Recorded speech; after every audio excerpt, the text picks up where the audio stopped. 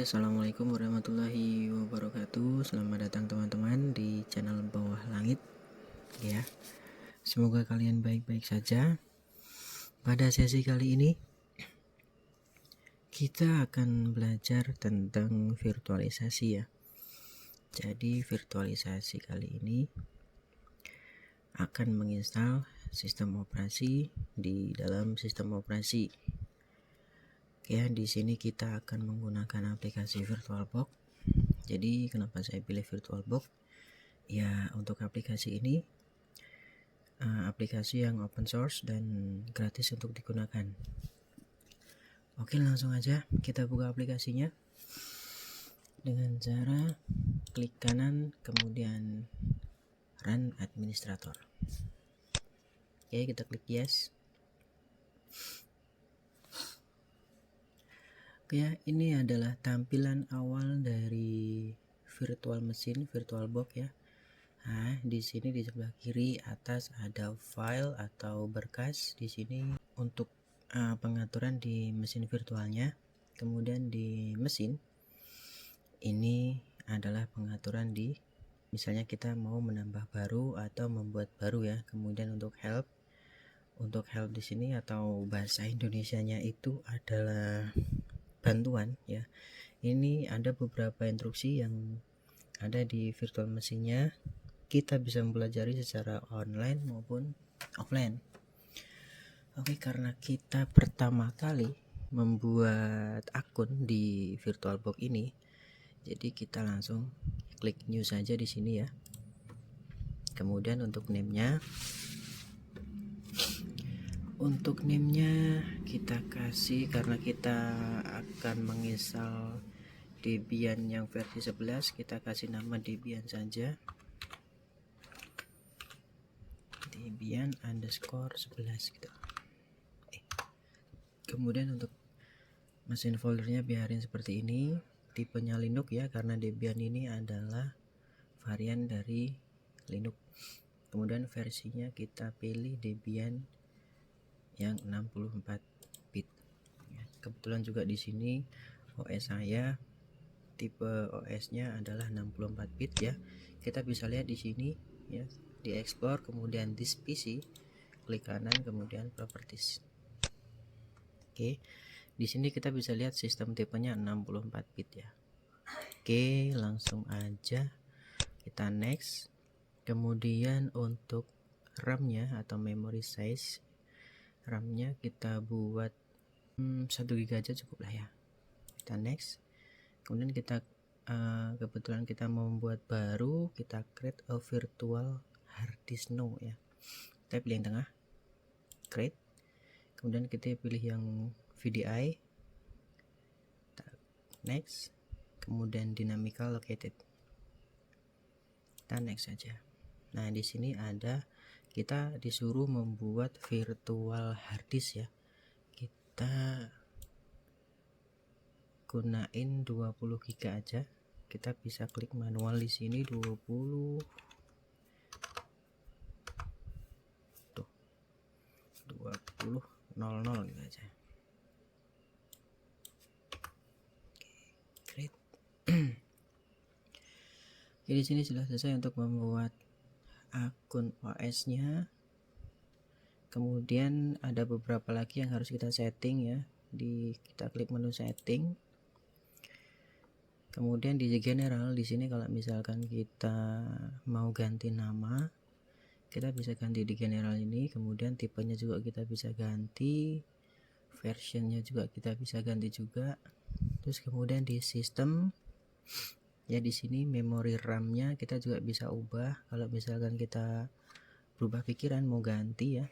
Kemudian di prosesornya, kebetulan di sini yang ke-detect di prosesor saya ini adalah 4 core atau 4 CPU. Karena kebetulan juga prosesor saya masih Core i3 ya. Jadi Core i3 itu ada 2 core, kemudian hyper thread-nya 2. Jadi untuk ke-detect-nya ada 4 core gitu maksudnya. Terus di display di sini ada pengaturan VGA juga. Terus storage ya. Nah, di sini ada ruang kosong atau empty. kita arahkan ke OS kita yang mau kita install di sini. Ya, di sini ada gambar disk. Kita klik, nah itu gak ada suara tokek tuh.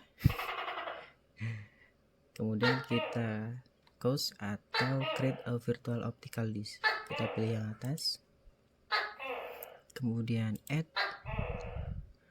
Nah, kemudian kita arahkan ke OS yang mau kita install ya. Klik open. Kemudian kita pilih cause. Kalau sudah, kita oke. Terus ada satu hal lagi yang perlu kita setting di sini di network ya. Di network untuk adapter satunya kita pilih host only adapter ya, supaya nanti untuk virtual network di virtual mesin ini bisa koneksi ke network bawaan Windows kita ya, bawaan komputer kita. Kita klik OK. Oke, sudah. Sekarang kita tinggal start untuk memulai instalasi ya.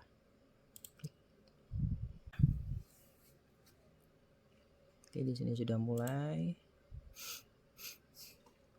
Oke, kita langsung besarin aja. Karena kita konsistennya ada di Debian server, maka kita pilih menu yang install aja.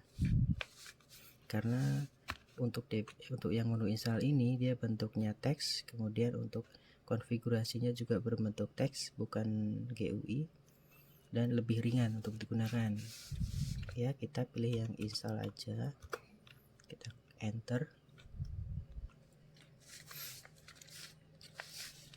Untuk select a language ya, kalau misalkan kalian familiar dengan bahasa Inggris, kalian atau teman-teman bisa pilih yang English aja, atau kalau misalkan mumet dengan bahasa Inggris ya, kita pilih yang Indonesia aja. Pencet I 3 kali, kemudian langsung terseleksi bahasa Indonesia. Oke, kita enter. Kemudian pilih lokasi Anda ya. Kebetulan saya masih ada di Indonesia ya, jadi kita pilih Indonesia. Enter. Pengaturan keyboard kita pilih yang Inggris Amerika aja. Untuk naik turunin kita bisa tekan anak panah atas dan anak panah bawah, tab atas dan tab bawah gitu maksudnya. Enter. Dan masih mencari perangkat ya. Jangan lupa untuk siapin kopi sama cemilannya biar supaya nggak bosen. Nah, di sini ada jaringan, pengaturan jaringan ya. Lanjut tanpa sebuah rute utama. Kita pilih ya di sini. Untuk alamat DNS ya, alamat server DNS. Oke, di sini untuk alamat server DNS-nya kita pakai, bisa menyesuaikan jaringan masing-masing ya. Kalau yang saya gunain itu 99.1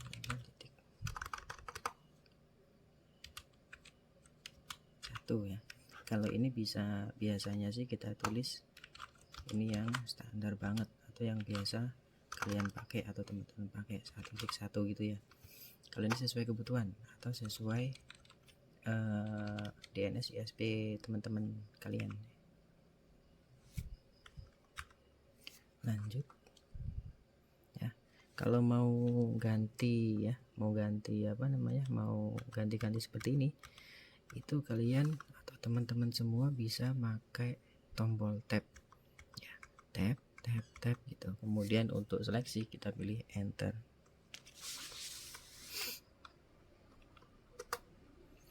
Kemudian untuk nama host ya, untuk nama host ini nanti sesuaikan juga ya. Ini kita kasih nama Mr. X gitu aja. Lanjut. Kemudian nama domain ini kita sambil belajar juga, misalkan bakulsinyal.com gitu, kurang L. Tab. Lanjut. Nah, di sini perhatikan bahwa Anda tidak dapat melihat kata sandi saat mengetik ya. Jadi kita disaranin untuk membuat kata sandi root ya. Kata sandi itu yang penting kita mudah nginget aja. Kita kasih master 1 2 3 gitu aja. Untuk lihat bisa tab ditampilkan kata sandi polos. Kita pilih spasi, ketik. Nah, nanti kata sandi kita bisa kelihatan. Untuk menghilangkan lagi kita bisa klik spasi lagi, atau kita bisa tekan spasi lagi ya. Oke, tab, kemudian enter untuk lanjut. Oke, masukkan lagi kata sandi untuk verifikasi ya. Kita masukin kata sandi yang tadi itu ya, master 1 2 3. Benar atau salah? Iya, ini ya. Terus kita tab lanjutkan. Nama lengkap dari pengguna baru. Nama lengkap dari pengguna baru, kalau saya saranin sih kita samakan aja ya, MRX, biar nggak lupa gitu maksudnya. Lanjut. Nama untuk akun Anda. Nah, ini untuk akun tampilan awal dari Debian. Yang kan kita install ini ya, kita samain aja deh, Mr. X gitu aja.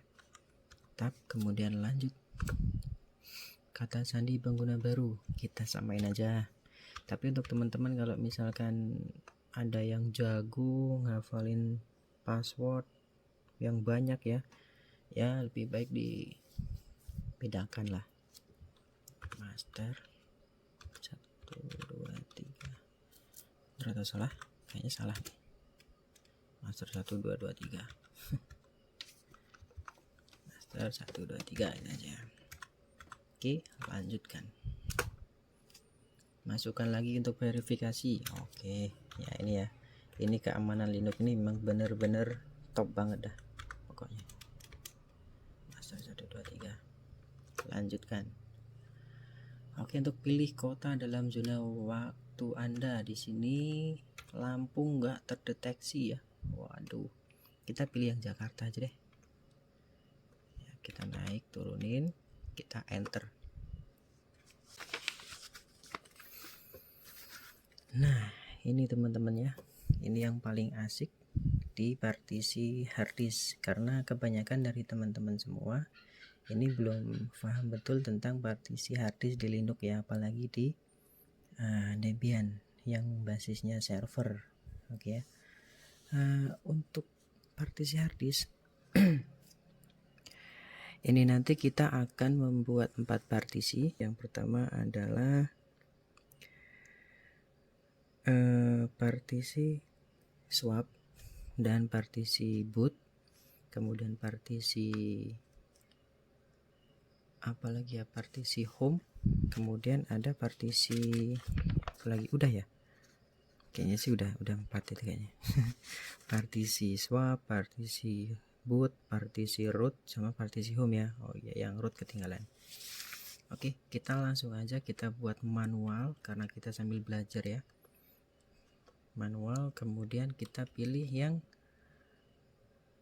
VirtualBox ya, harddisk virtualnya yang kita buat tadi yang 20 GB, ini jadinya 21,5 GB. Gak apa-apa deh. Oke, langsung kita enter aja.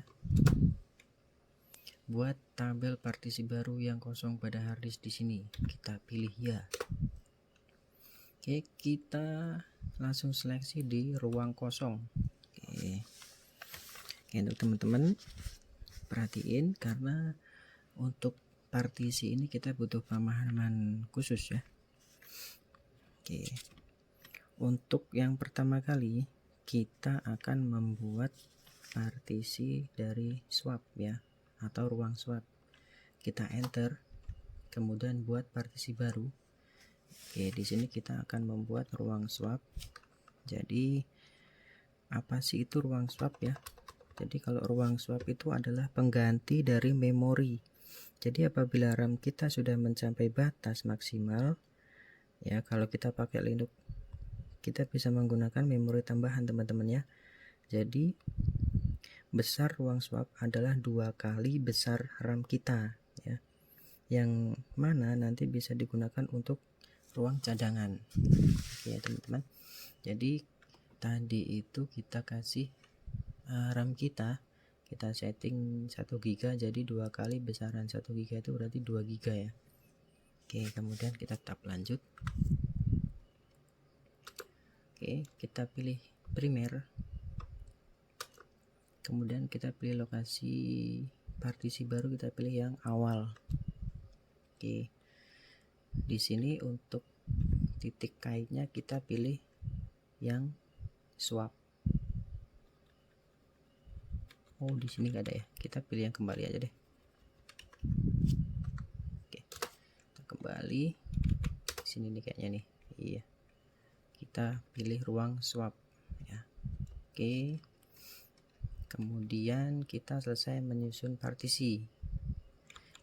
Tinggal di sini ya, gunakan sebagai ruang swap gitu ya. Kalau sudah ruang swap berarti partisi yang 2 GB tadi sudah digunakan untuk ruang swap.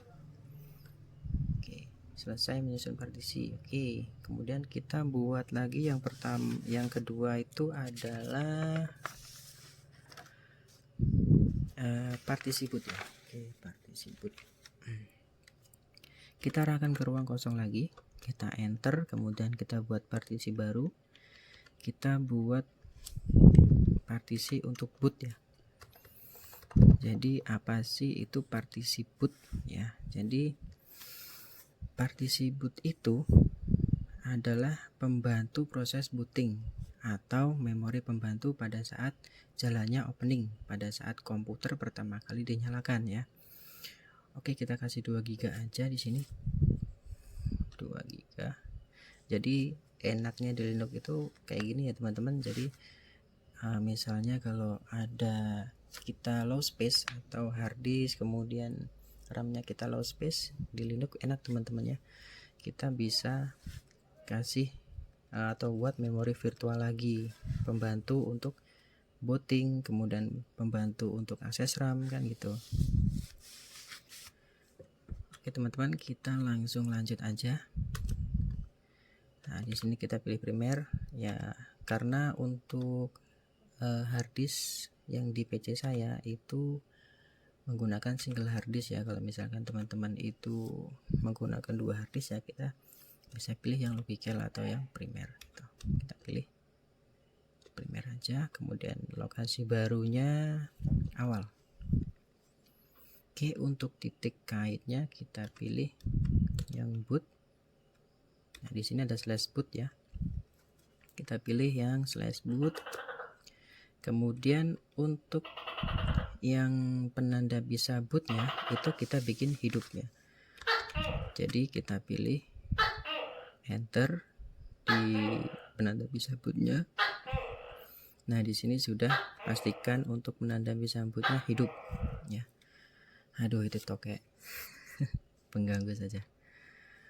Oke, untuk titik kaitnya slash boot oke sudah. Kemudian penanda bootingnya hidup sudah. Oke, sekarang kita selesai menyusun partisi. Oke, yang ketiga kita bikin root. Oke, kita arahkan ke ruang kosong, kemudian kita enter buat partisi baru. Kemudian untuk partisi rootnya kita bikin 10 GB ya. Jadi apa sih itu root atau slash root ya? Jadi root itu adalah direktori tertinggi dari sistem operasi Linux ya. Jadi nanti semua file-file konfigurasi itu akan masuk di dalam root atau di partisi root ini. Oke, kemudian kita lanjut. Kita pilih yang primer lagi, awal. Oke, sudah. Di sini untuk titik kaitnya kita pilih yang sistem berkas root ya. Kalau root ini ditandai dengan slash aja atau garis miring aja ya. Jadi slash itu sama dengan root. Oke. Kita selesai penyusunan partisi. Oke, kemudian di sini ada ruang kosong, kita bikin partisi yang home. Oke, kita buat enter, kemudian buat partisi baru. Nah, di sini kita nggak usah bagi-bagi ya, kita langsung aja buat semua dari sisa partisi kita. Jadi home ya, slash home itu apa sih? Slash home itu adalah direktori untuk menyimpan data-data. Misalkan ada, kita mempunyai dokumen, kemudian file gambar, atau mau kita sharing printer, nah itu nanti larinya di slash home ya. Kemudian kita lanjut, kita nggak usah bagi-bagi ya, kita langsung gunain sisa partisi kita. Langsung lanjut, kemudian primer, terus di sini titik kaitnya kita arahkan ke slash home ya. Di sini masih sudah otomatis ya, slash home-nya titik kaitnya. Untuk mastiin aja ya, di sini kita pilih slash home. Oke, kita selesai penyusunan partisi. Kemudian ya kita jelasin sekali lagi, untuk ruang swap kita gunain 1 GB ya. Jadi ruang swap itu adalah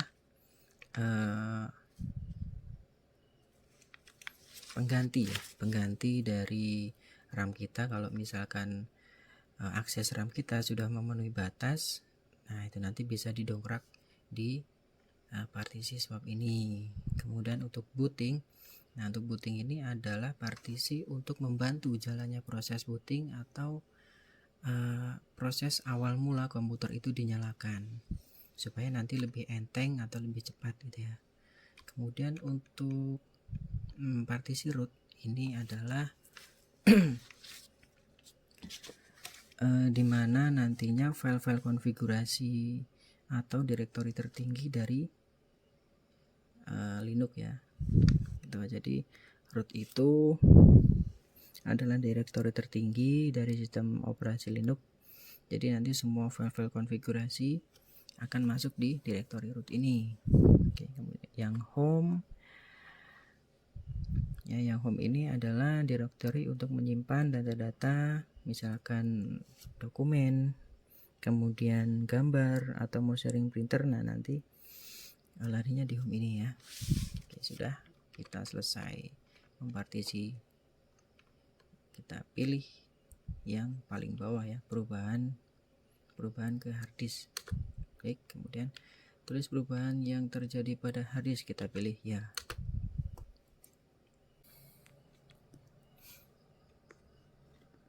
Oke teman-teman, di sini pengaturan pengelola paket ya.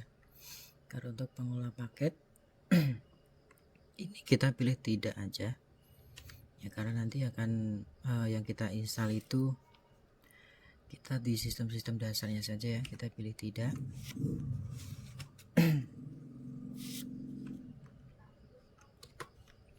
Kemudian gunakan suatu jaringan cermin ya, atau mirror atau mirroring ya.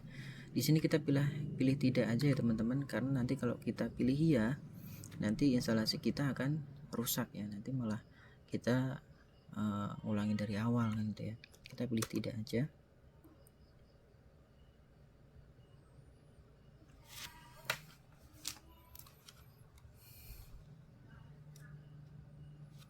Kemudian di sini ada berpartisi dalam server penggunaan paket Debian, kita pilih tidak. Nah di sini ya teman-teman, di sini ada beberapa pilihan perangkat lunak yang ingin diinstal ya. Nah di sini ada Debian Desktop Environment. Di sini kita nggak usah, karena kalau misalkan kita pilih yang Debian Desktop Environment, nanti kita yang Debian yang akan kita install sekarang nanti malah jadi Debian Desktop ya. Ada gambar-gambarnya gitulah ya. Ada game, kemudian ada aplikasi-aplikasi lain. Nah itu nanti malah akan membuat instalasi kita semakin lama. Kemudian ada GNOME gitu ya. Untuk menghilangkan bintang itu kita bisa menggunakan spasi ya. Kita bisa pencet spasi, itu nanti akan menghilangkan bintangnya atau seleksinya gitu ya. Nanti di paket-paket ini ya, itu nanti kita akan menginstal secara manual saja. Jadi yang kita perluin adalah perkakas sistem standar. Oke, yang kita pilih yang ini aja, yang paling bawah. Kemudian kita pilih lanjut.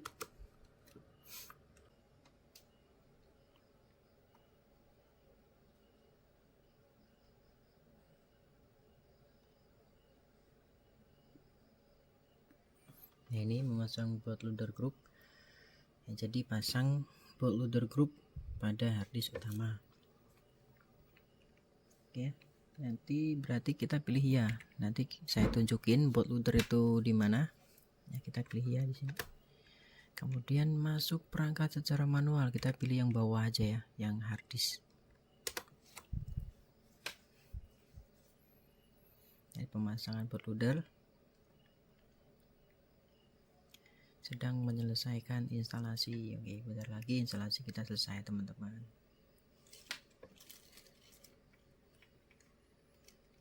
Oke, jadi gini ya teman-teman, beda sama instalasi Windows ataupun OS yang standar-standar. Jadi kalau kita install Linux, kita harus nungguin ya, jadi agak manja gitu ya. Oke, di sini menyelesaikan instalasi sudah selesai ya. Jadi kita klik lanjut aja. Oke, ini dia teman-teman ya, proses booting. Nah, ini namanya bootloader group ya, ini namanya loader. Jadi kita biarin aja, nanti juga dia booting sendiri ya.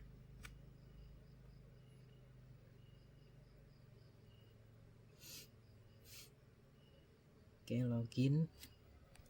Tadi namanya MRX ya, terus kemudian enter passwordnya master 123. Nah, untuk di Linux teman-teman, ini kalau kita nulis passwordnya nggak kelihatan ya, tapi ya nanti jangan kaget. Enter. Nah, ini ya teman-teman, kita udah berhasil masuk ke direktorinya Linux ya. Kalau misalnya kita mau pindah ke direktori root, kita tinggal ketik so, kemudian enter. Nanti dia minta sandinya ya tadi ya, master 123. Enter. Nah, di sini kita udah masuk ke direktori root. Oke, mungkin cukup sekian dari saya teman-teman. Semoga bermanfaat bagi teman-teman semua. Saya akhiri. Wassalamualaikum warahmatullahi wabarakatuh.